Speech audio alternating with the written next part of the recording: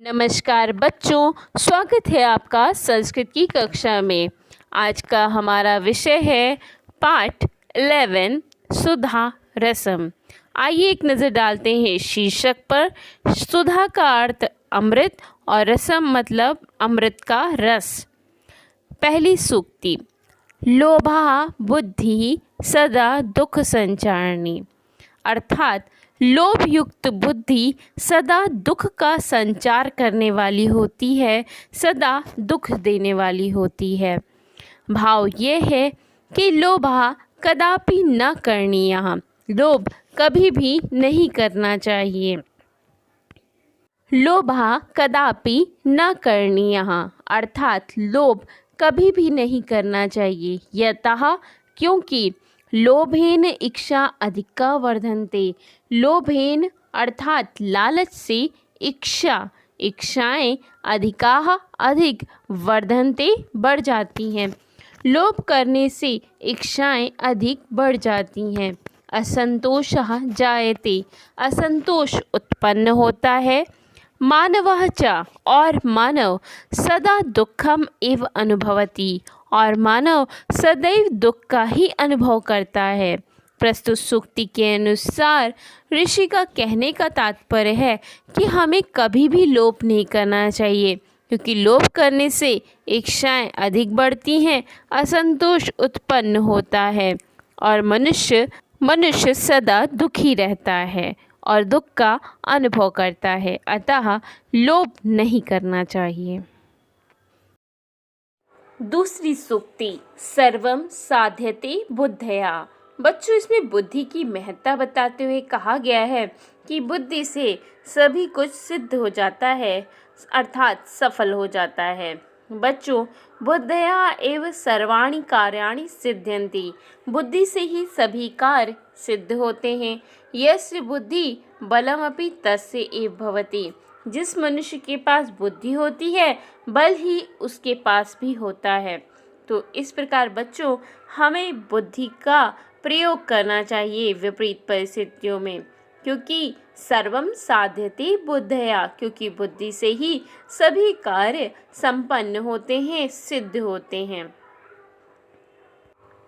न सुखेन हि तिष्ठति दुष्ट जना, अर्थात दुष्ट मनुष्य जो होता है वो सुखपूर्वक कभी भी नहीं रहता। भाव यह है कि दुष्ट जनः कदापि शांतया न तिष्ठति, दुष्ट मनुष्य कभी भी शांति से नहीं ठहरता। सः दुराचारी भवति, वो बुरे आचरण वाला होता है। दुष्कर्माणि च करोति, और बुरे कर्म करता है। अतः स कदापि सुखमपि न लभते, इसलिए उसे कभी भी सुख नहीं प्राप्त होता। एक बार पुनः देखिए, दुष्ट जनः कदापि शांतया न तिष्ठन्ति, दुष्ट मनुष्य जो होता है वो कभी भी शांतिपूर्वक नहीं ठहरता। सह दुराचारी भवति, वो दुराचारी होता है, अर्थात बुरे आचरण वाला होता है। दुष्कर्माणि च करोति, और बुरे कर्म करता है। अतः स कदापि सुखम अपि न लभते, इसलिए उसे कभी भी सुख की प्राप्ति भी नहीं होती। बच्चों, क्रियाम बिना न वैभवम, अर्थात क्रिया के बिना वैभव यश की प्राप्ति नहीं होती। भाव यह है कि यह जनः कार्यम न करोति, जो मनुष्य कार्य नहीं करता, अपितु अलसः एव तिष्ठन्ति, अपितु आलसियों की तरह ही रहता है। स जीवने सुखम वैभवम समृद्धिम च लभते, वो जीवन में सुख वैभव और समृद्धि को प्राप्त नहीं करता। यह जनः कार्यम न करोति, जो मनुष्य कार्य नहीं करता, अपितु अलसः एव तिष्ठति, अपितु आलसियों की तरह ही रहता है। सह जीवने सुखम वैभवम समृद्धिम च न लभते, वो जीवन में सुख वैभव और समृद्धि को प्राप्त नहीं करता।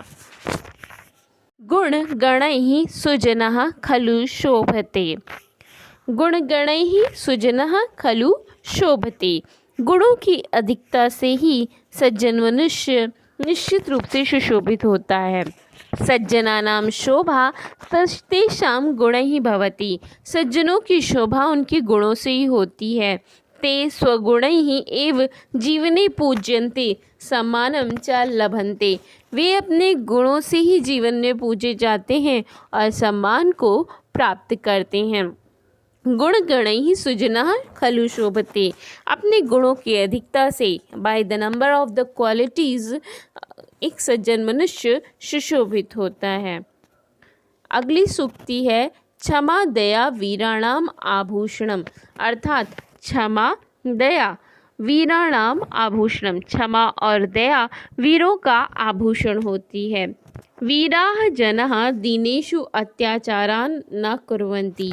वीर मनुष्य, वीर लोग दीनेषु, दीन मनुष्यों पर अत्याचार नहीं करते हैं। अपितु तेषां सहायतां कुर्वन्ति। इसके विपरीत वे उनकी सहायता करते हैं। ये सत्य में वीराः भवन्ति ते दीनेषु निर्धनेषु च दयां कुर्वन्ति।